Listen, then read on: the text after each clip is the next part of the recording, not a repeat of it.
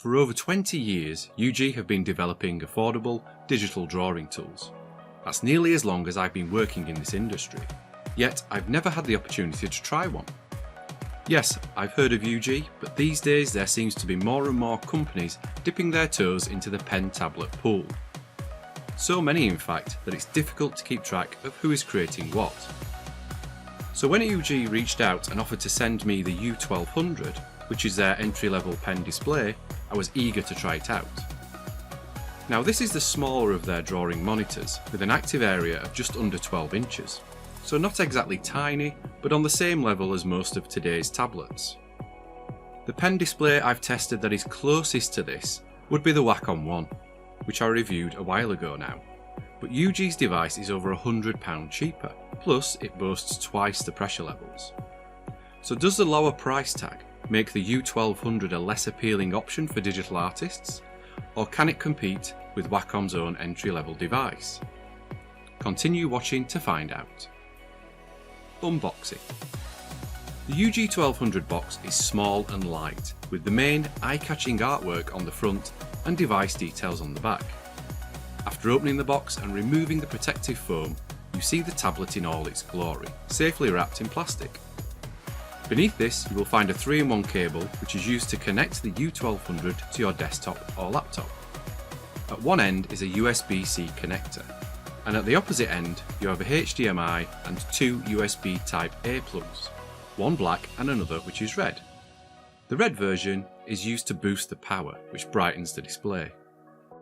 Also supplied is a USB extension cable, which is useful if you need to plug the USB power cable into a wall socket. What isn't included in the box is a USB-C to USB-C cable, which is an alternative option if you want to tidy your workspace. It is also needed if you intend on connecting the display to an Android device, which is a nice additional option. But it's not really unique these days, and a lot of other tablets offer this feature. We then have a box which contains the stylus, a smudge guard, extra pen nibs, and all the manuals and warranty information. Setup. It doesn't take long to get up and running with the U1200. All you do is download the drivers from the UGEE website, install them, and then restart your machine. You then plug the HDMI and USB cables into your computer and the software will detect the device. One thing to note is to make sure you use the correct USB-C input on the tablet. You see, there are two, one for the 3-in-1 cable and another for the direct USB-C option. I'm a Windows user, so my next task was to set up the tablet as a second screen. Initially, I configured it to be a mirror of my main desktop, which worked well. Even though my desktop and the tablet's native resolutions didn't match, with one being 4K and the other being Full HD, the tablet's screen was still crisp and clear. I also tested it as a second screen, but this ended up making the applications I was using more compact. Although overall performance was better this way, but more on that later. All in all, I was up and running in a matter of minutes, and ready to start painting, sculpting, or even working in 3D. The tablet. The design of the U1200 with its rounded corners and edges reminds me a lot of the Amazon Fire tablet. It's just 32 by 21 centimeters, so it's nice and compact. It's also light and slim, with 4 rubber feet on the back to help stop it slipping on your desk. As mentioned, there are 2 USB-C ports along the top, one for the 3-in-1 cable and another for a direct USB-C to USB-C connection. Next to these you have the power button, an indicator light, and a rocker switch to control the screen's brightness. There are no other buttons or keys on this tablet, which I did miss, but it's so small and light that I could easily work with it while also having full access to my keyboard. The front is covered with a replaceable anti-glare screen protector, which reduces its reflectivity and feels good to work on. Even with the size of the tablet, the actual screen area is just 30 centimeters or 11.9 inches, so you do have quite a large bevel around it. This does help when holding the device though, so your fingers aren't covering the screen. Although this could be more of an issue if this was also a touchscreen device, which it isn't. When on, and with the extra power USB cable connected, the full HD screen is bright, crisp and clear. The display does dim when the power cable isn't plugged in though, so for best results, make sure it's always powered. The screen is also colourful, with 127% sRGB gamut. And it's also viewable from wider angles of around 170 degrees. The Stylus. When I first saw the Stylus, I was a little disappointed. It looked like it was going to be a cheap, plastic input device which wasn't fun or comfortable to use. It's a standard shape and there's no rubber grip, so it seemed a little uninspiring. It does have two buttons which can be configured to perform almost any task, and an eraser at the opposite end which is useful for quickly removing your mistakes. A bonus is the pen is battery free, so you don't need to worry about losing power halfway through your workday. It offers 8,192 levels of pressure sensitivity and 60 degrees of tilt recognition, so you can shade your artwork like you would when using a pencil. After using the Stylus for a while, I can confirm that it felt okay in my hand. It's got a good weight to it and is surprisingly comfortable and responsive. Configuration. What I like about the UGEE Pen tablet software is it isn't bloated with lots of options and settings. You get just enough to tailor your experience without having to spend hours configuring every element. You're given two main areas to configure with this tablet, one for the work area and another to help you set up the pen.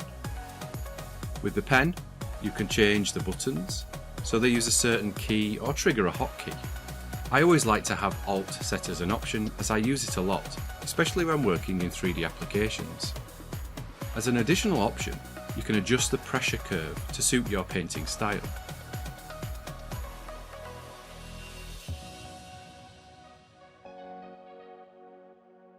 You can also set up the pen on a per application basis. So, as an example, you can add Photoshop and set one of the pen buttons to space, which is used for moving the canvas.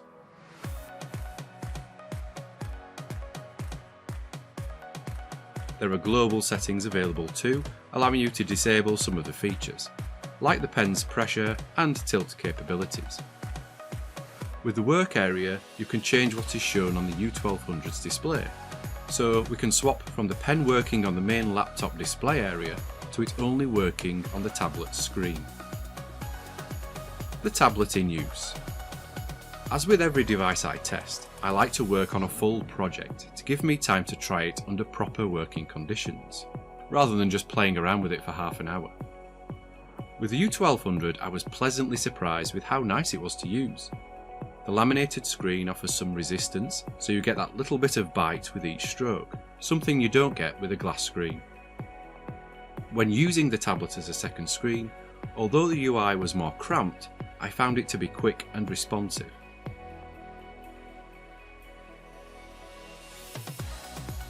I also tried the screen mirroring option, so the main laptop display is duplicated on the U1200.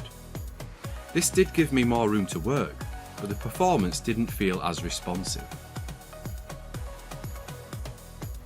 Although the Stylus offers over 8,000 levels of pressure sensitivity, I found that occasionally it wouldn't register completely on the lighter strokes, and sometimes clicking the UI buttons didn't always work. But these are small niggles which, over time, I got used to. Hopefully these are just driver or calibration issues though. Overall, lines were straight with no jittering or stuttering, and drawing test circles and curves was equally responsive and precise. One thing I did notice was because of the thickness of the screen, there is a noticeable distance from the pen tip to the cursor. I did feel that this disconnected me in a way as I was working, but this was a minor distraction which faded over time. As with most tablets of this type, it is also capable of connecting to an Android device, as mentioned earlier. Unfortunately, I didn't have a suitable one available to test this with, but as mentioned, it is a nice additional option. Should you invest? I'll admit, the thought of a screen display which was just £169 did concern me. I come from a world where a higher price often meant better quality, but I'm quickly finding that these days this isn't the case. I've reviewed a lot of tablets recently which are at the lower end of the market, but been blown away by the overall quality and performance of them, and this is certainly true of the UGEE U1200. If we compare it with the Wacom one, which is currently £259 on Amazon, for nearly £100 more, yes, you're getting a slightly bigger screen, but also half the pressure levels. In terms of build quality and performance, there isn't much between them, so why pay more?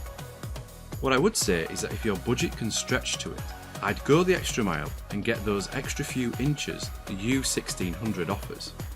You'll be getting the same device, but the screen size is boosted to 15.4 inches rather than 11.9 inches.